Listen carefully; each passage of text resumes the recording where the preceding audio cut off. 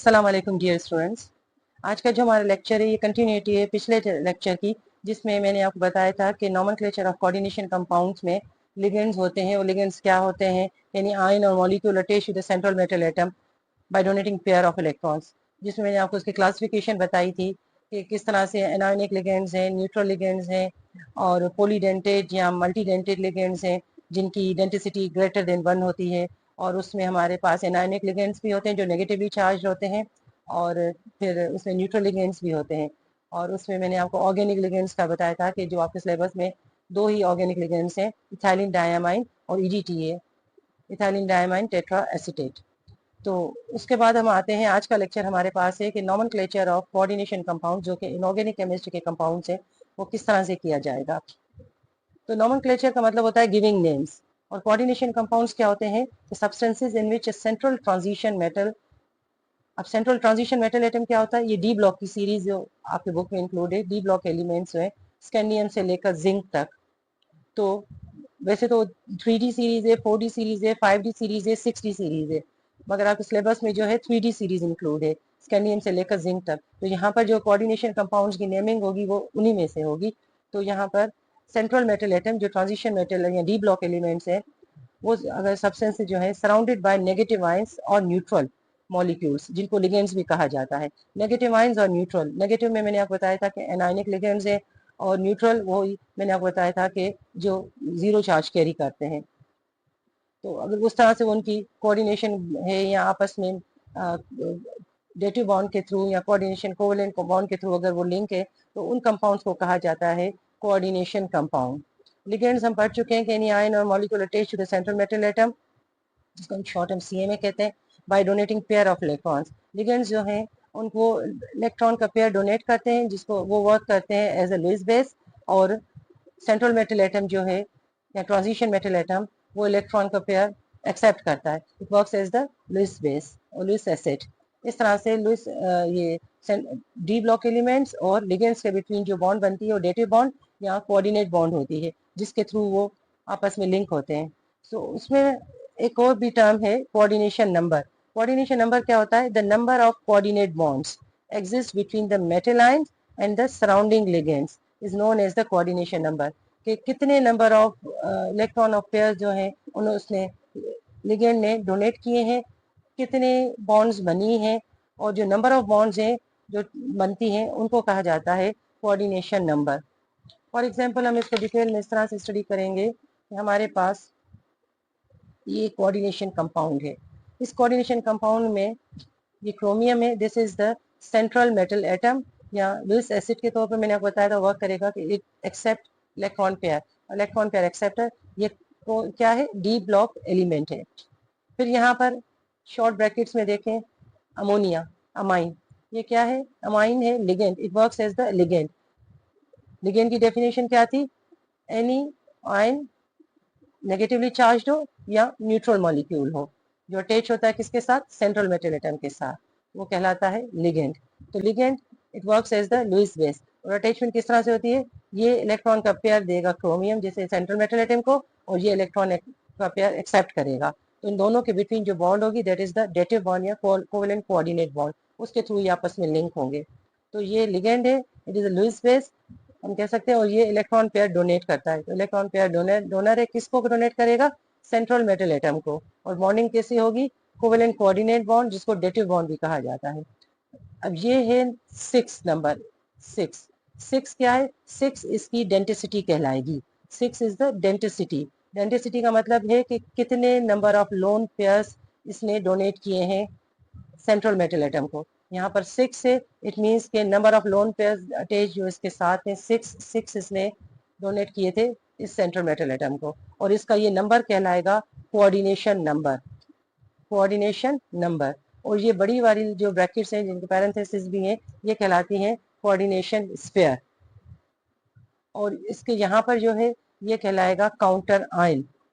ये क्लोराइड है तो ये नेगेटिवली चार्ज है, तो इसको हम एनायन भी कहते हैं। So this is the counter ion.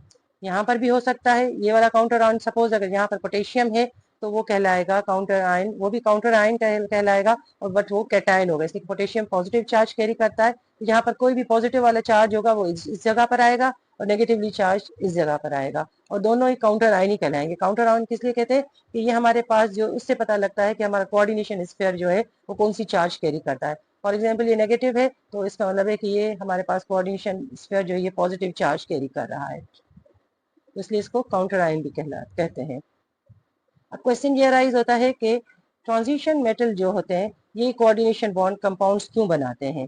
सो किस वजह से, एक तो due to small size of cation, इनके कैटायन जो होते हैं स्मॉल साइज के होते हैं, और फिर ये दूसरा to get the stability of acquiring next inner group position, means के यहाँ पर ये क्रोमियम में अगर 3D सीरीज में जाएंगे तो इनका नेक्स्ट ग्रुप एलिमेंट जो आएगा वो होगा आर्गन। तो इस तरह से ये नेक्स्ट ग्रुप या जो भी इसके करीब करीब होगा एलिमेंट उसकी पोजीशन को ये एक्वायर करना चाहेंगे। तो इस तरह से ये वाले जो हैं अपनी स्टेबिलिटी को मेंटेन करने के लिए, अपने आपको स्टेबल बनाने के लिए, नेक्स्ट ग्रुप की पोजीशन लेने के लिए जो भी है, तो ये उसकी जो ये इसके स्टेबिलिटी को मेंटेन करने के लिए ये इसके साथ कोऑर्डिनेट या डेटिव बॉन्ड बनाते हैं। इस तरह से ये जो 3D सीरीज जो है उसके एंड में क्रिप्टॉन आता है, और ये उसकी स्टेबिलिटी को मेंटेन करने के लिए, एक्वायर करने के लिए, इनर ग्रुप की पोजीशन लेने के लिए ये इसके साथ लिगेंड के साथ कोऑर्डिनेशन कंपाउंड की फॉर्मेशन करते हैं, एक तो इसकी स्मॉल साइज की वजह से और अपनी स्टेबिलिटी को मेंटेन करने के लिए। थर्ड इसका रीजन है दे हैव वैकेंट और पार्टली फिल्ड डी ऑर्बिटल्स। हम पढ़ चुके हैं इनकी पूरी सीरीज में कि किस तरह से इनके डी ऑर्बिटल जो है डी ब्लॉक एलिमेंट्स में होते हैं, और इनके डी ब्लॉक एलिमेंट्स जो है ऑर्बिटल्स जो है वो वैकेंट, मीन्स के 1 से लेकर इनकी फिलिंग होती है अप टू 10 तक। तो इस तरह से डी इनके पास डी ऑर्बिटल जो वैकेंट है या पार्टली फिल्ड है, या पूरा एक दो इसमें इलेक्ट्रॉन है या आधा उसमें कुछ है कुछ नहीं है, किसी में 6 है किसी में 5 है, इस तरह से वो सीरीज में पूरा चेंज होता है। तो इस वजह से भी ये इलेक्ट्रॉन के पेयर को एक्सेप्ट करते हैं। तो ये रीजन है जिसकी वजह से ये कोऑर्डिनेशन कंपाउंड्स की फॉर्मेशन करते हैं। फॉर एग्जांपल अब यहाँ पर आयरन है +3 फेरिक, तो ये एक्सेप्ट करेगा 3 इलेक्ट्रॉन, और कॉपर है, कॉपर जो है ये 2 इलेक्ट्रॉन्स पे +2, इट मीन्स के इसमें 2 इलेक्ट्रॉन्स की कमी है, इट एक्सेप्ट द 2 इलेक्ट्रॉन्स। तो both work as the Lewis acid, they accept the electrons and they are also known as the electrophiles. और दूसरे इसके अलावा अगर ये लिगेंड के साथ करते हैं, फॉर एग्जांपल ये अमाइन है, इसमें नाइट्रोजन के पास ये लोन पेयर है, तो ये लोन पेयर अपना लिगेंड जो है वो दे देगा इनको। और अगर ये वाटर है जिसका मैंने आपको बताया था कि एक्वा के तौर पर हम इसको याद करते हैं, तो इसका नेमिंग में एक्वा लिखा जाता है, और इसमें ऑक्सीजन के पास लोन पेयर ऑफ इलेक्ट्रॉन है, तो ये भी ऑक्सीजन जो है अपने लोन पेयर ऑफ इलेक्ट्रॉन दे सकता है। तो both work as the Lewis base, और इनको ये किस तरह से ये न्यूक्लियोफाइल्स भी हैं, और ये लिगेंड है, इसलिए कि ये इलेक्ट्रॉन लेंगे ये इलेक्ट्रॉन देंगे, और इन दोनों के बिटवीन जो बॉन्ड बनेगी वो होगी टेट्री बॉन्ड या कोऑर्डिनेशन कोवेलेंट बॉन्ड, और जो कंपाउंड फॉर्मेशन होगा वो होगा कोऑर्डिनेशन कंपाउंड। फॉर एग्जांपल ये देखें, ये हमारे पास ये कॉपर है, इसने अमाइन के साथ फॉर्मेशन की, यहाँ नाइट्रोजन जो है उसने कॉपर को अपने 2 इलेक्ट्रॉन्स दिए हैं, यहाँ इस नाइट्रोजन ने भी दिए, इस तरह से ये फॉर्मेशन हुई है, और ये एरो मार्क शो करता है कि ये नाइट्रोजन इसके साथ डेट्री बॉन्ड या कोवेलेंट कोऑर्डिनेट बॉन्ड की फॉर्मेशन कर रहा है। इसी तरह से दूसरा कोऑर्डिनेशन कंपाउंड है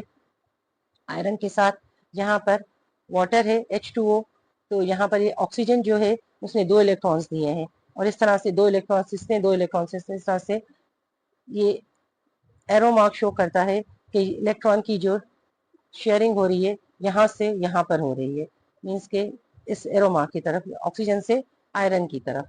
तो ये कोऑर्डिनेशन कंपाउंड बना है। ओवरऑल हम कह सकते हैं कि कोऑर्डिनेशन कंपाउंड बनता किससे है कि एक ट्रांजिशन मेटल या सेंट्रल मेटल एटम होता है, और उसके साथ लिगेंड्स न्यूट्रल मॉलिक्यूल या नेगेटिव एनायनिक मॉलिक्यूल्स होते हैं, आयंस होते हैं, वो इसके साथ कोऑर्डिनेट या डेटिव बॉन्ड की फॉर्मेशन करते हैं, और इस तरह से एक कोऑर्डिनेशन कंपाउंड बनता है। फिर आते हैं general rules of IUPAC naming, कि किस तरह से रूल्स इनके हैं, उन रूल्स को समझते हैं। IUPAC international union of pure and applied chemistry, इसका शॉर्ट फॉर्म है IUPAC, naming of coordination compounds. सबसे पहले क्या है कि use only small letters not capital letters while naming the coordination compound. जब इसका नाम आप लिखेंगी तो हमेशा आपने इसको स्मॉल लेटर्स यूज करने हैं। जनरल फॉर्मूला क्या है? एक कैटायन होगा, फिर मेटल होगा, फिर लिगेंड होगा छोटी ब्रैकेट्स में, और इधर एन द कोऑर्डिनेशन नंबर, और फिर ये एनाइन होगा। एनाइन हमारे पास नेगेटिवली चार्ज होगा। फिर हमारे पास इसमें हम कह सकते हैं कि ये पूरा कोऑर्डिनेशन कंपाउंड होगा, और इसमें दो तरीकों से आ सकता है, या तो कैटायन इसके साथ लगा होगा या तो एनाइन होगा। कैटायन हमेशा इस साइड पे लगा होता है और एनाइन हमेशा इस साइड पे लगा होता है, और इन दोनों के जनरल फॉर्मूला होंगे कैटायन, फिर मेटल, लिगेंड, ये कोऑर्डिनेशन नंबर, ये कोऑर्डिनेशन स्फीयर। और अगर एनाइन अटैच है तो मेटल, लिगेंड, और ये कोऑर्डिनेशन स्फीयर में ये बंद होगा, और ये इस तरफ एनाइन होगा। फॉर एग्जांपल देखें, एक हमारे पास कोऑर्डिनेशन कंपाउंड ये है जिसमें पोटेशियम कैटायन है, Fe आयरन मेटल है जो डी ब्लॉक एलिमेंट है, cyanide it works as the ligand, and इसका कोऑर्डिनेशन नंबर है, और ये कोऑर्डिनेशन स्फीयर है। दूसरा हमारे पास कोऑर्डिनेशन कंपाउंड है, इसमें मेटल क्रोमियम है, लिगेंड अमाइन है, 6 कोऑर्डिनेशन नंबर है, और क्लोराइड एनाइन है, नेगेटिवली चार्ज है। तो एनाइन भी हो सकता है और कैटाइन भी हो सकता है, इस तरह से। फिर इसमें क्या है, अगर कॉम्प्लेक्स कैटाइन है, कॉम्प्लेक्स क्यों हम कहेंगे इसको कॉम्प्लेक्स कैटाइन, कि जब ये चार्ज होगा, चार्ज हमारे पास क्या है, पॉजिटिव चार्ज है, तो ये कहलाएगा कॉम्प्लेक्स कैटाइन। और अगर इसके ऊपर नेगेटिव चार्ज है तो वो कहलाएगा कॉम्प्लेक्स एनाइन। कोऑर्डिनेशन कंपाउंड या कोऑर्डिनेशन कॉम्प्लेक्स जब पॉजिटिवली चार्ज होगा तो उसको कॉम्प्लेक्स कैटाइन कहेंगे, और अगर नेगेटिवली चार्ज होगा तो कॉम्प्लेक्स एनाइन कहलाएगा। और अगर कोई चार्ज नहीं है तो हमारे पास ये न्यूट्रल कॉम्प्लेक्स कहलाएगा। इसके ऊपर कोई चार्ज नहीं है तो it is known as the neutral complex. अब नेमिंग पैटर्न किस तरह से होगा, जब इसकी नेमिंग आप स्टार्ट करते हैं, नेमिंग पैटर्न किस तरह से होगा, पहले हमेशा कैटाइन का नाम लिखा जाएगा अगर कैटाइन मौजूद है तो, फिर लिगेंड का नाम आएगा, फिर मेटल आएगा, और अगर एनाइन मौजूद है तो लास्ट में एनाइन का नाम आएगा। इन शॉर्ट हम कह सकते हैं, एक ट्रिक है कि C for cation from cation, L from ligand, M from metal, A from anion. तो हम इसको कह सकते हैं cation, ligand, metal and anion. इसको हम सकते हैं कलमा। ये हमारे पास नेमिंग ट्रिक है जिससे याद रहेगा कि किस तरह से हम इनकी नेमिंग करेंगे। कैटाइन, सबसे पहले कैटाइन का नाम लिखा जाएगा, फिर लिगेंड लिखा जाएगा, फिर मेटल का नाम आएगा, और अगर एनाइन मौजूद है तो आखिर में एनाइन का नाम होगा। कलमा, ये हमें याद रखना है। इसके बाद आते हैं कुछ रूल्स हैं, उन रूल्स को हम स्टडी करते हैं, फिर इंशाल्लाह हम इनकी नॉमेनक्लेचर पढ़ेंगे, नेमिंग पे किस तरह से। सबसे पहले name the cation first but don't write it's number. For example अगर कैटाइन हमारे पास पोटेशियम मौजूद है, ये K3 है, तो हमें ये नहीं लिखना कि ट्राई पोटेशियम, बस सिर्फ पोटेशियम लिखना है, और ये कैटाइन है।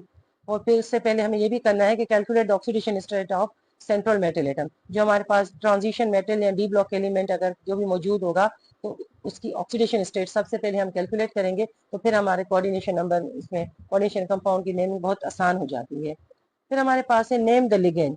उसके बाद कैटाइन के बाद लिगेंड का नाम लेंगे। लिगेंड किस तरह से देंगे, follow alphabetical order if more than one ligand are present. अगर हमारे पास एक से ज्यादा लिगेंड्स मौजूद हैं तो हम अल्फाबेटिकल ऑर्डर में, पहले ए वाला आएगा, फिर बी वाला, फिर सी वाला, इस तरह से हम अल्फाबेटिकल ऑर्डर में चलेंगे।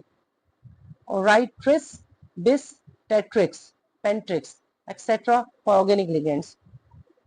ऑर्गेनिक लिगेंड्स हमारे पास मौजूद है, जो कौन से मैंने आपको बताए थे क्लासिफिकेशन में, इथाइलिन डायमाइन जिनको इन शॉर्ट EN लिखा जाता है, और EDTA जिसको हम कहते हैं इथाइलिन डायमाइन टेट्रा एसीटेट। तो ये हमारे पास है 2 ऑर्गेनिक लिगेंड है इस वक्त सिलेबस में। तो अगर आते हैं ये दोनों ऑर्गेनिक लिगेंड, इस तरह के ऑर्गेनिक लिगेंड्स अगर आते हैं तो उनके क्वांटिटी को हम 2 है हम लिखेंगे बिस, 3 है मौजूद हम लिखेंगे ट्रिस, 4 हैं तो टेट्रिक्स, और 5 है तो पेंट्रिक्स एंड सो ऑन। इनको हम डाई ट्राई टेट्रा नहीं लिखेंगे, और उसी चीज से डिफ्रेंशिएट या अलग करने के लिए ही इनको ये वाले नाम दिए गए। देखें इथाइलिन डाई अमाइन, अब डाई इसमें आ गया, तो इसमें डाई जब आ गया तो हम इसके नंबर में हम डाई ट्राई नहीं लिखेंगे, हम लिखेंगे अगर 2 है तो हम डाई के बजाय लिखेंगे बिस, बिस इथाइलिन डायमाइन टेट्राएसीटेट। सॉरी, इसको फिर इस तरह से हम डिफ्रेंशिएट करते हैं। ओवरऑल हम कहेंगे कि ऑर्गेनिक लिगेंड्स में क्वांटिटी लिखने के लिए हम बिस, ट्रिस और टेट्रिक्स लिखेंगे। फोर्थ है right coordination number of inorganic ligands using अब कोऑर्डिनेशन नंबर जो मैंने आपको बताया था, आइडेंटिसिटी जो है वो हम किस तरह से लिखते हैं, डाई अगर दो है तो डाई, फिर ट्राई, टेट्रा एक्सेट्रा। जैसे NO2 को 6 है तो इसकी आइडेंटिसिटी है तो हम इसको हेक्सा लिखेंगे, हेक्सा नाइट्रो। फिर फिफ्थ है name the central metal atom, जो ट्रांजिशन मेटल एटम है उसका नाम देंगे, पहले कैटाइन का, फिर लिगेंड का, फिर सेंट्रल मेटल एटम का।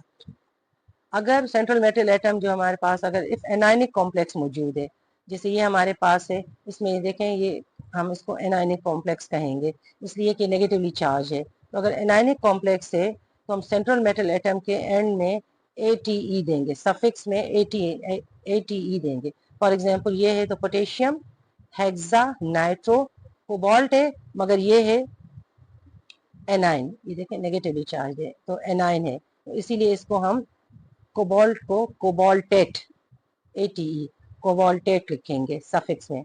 और अगर कैटायनिक है, इफ कैटायनिक या न्यूट्रल कॉम्प्लेक्स है, या न्यूट्रल है जो कोई चार्ज कैरी नहीं कर रहा, या कैटायनिक पॉजिटिवली चार्ज है, तो metal atom will be written as English name, जो उनके मेटल एटम के नाम है। फॉर एग्जांपल ये देखें, अब यहाँ पर ये हमारे पास ये एनाइन तो नेगेटिवली चार्ज हो जाएगा, तो इसका मतलब है ये पूरा कोऑर्डिनेशन कॉम्प्लेक्स जो है ये पॉजिटिव है, तो इस वजह से हम इसको कहेंगे कि ये कैटायन कॉम्प्लेक्स है, तो इसका नाम होगा हेक्सा अमाइन कोबाल्ट क्लोराइड। अब यहाँ पर सेंट्रल मेटल एटम का नाम हमने कोबाल्ट दिया है, कोई चेंज नहीं होगा। तो रूल बताता है इफ कैटायनिक और neutral complexes the metal name will be written as the English name, जो इसका अपना नाम है कोबाल्ट, चेंज नहीं करेंगे। अगर नेगेटिव है तो फिर हमने ATE लगाना है। फिर आते हैं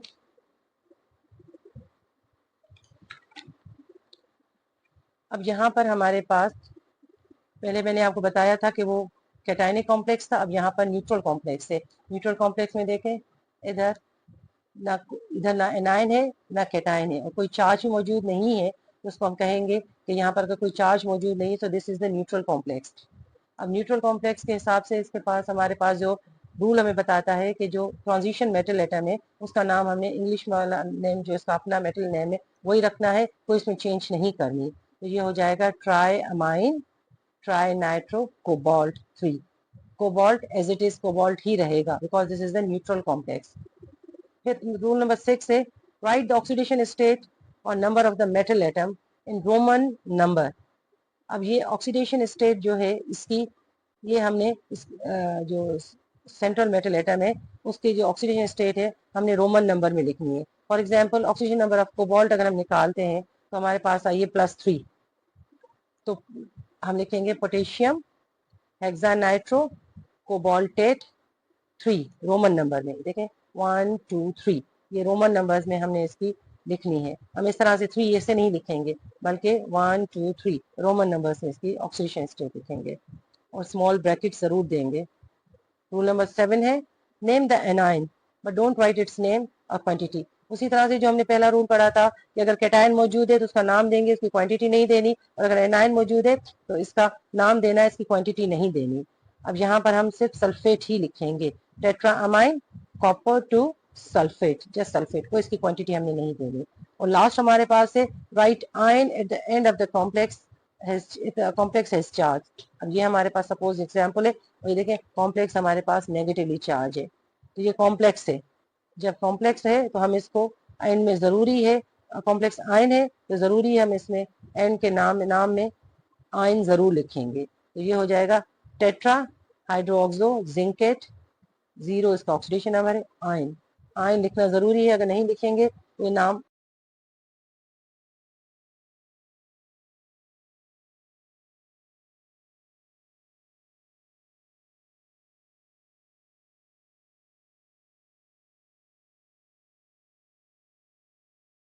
Hi.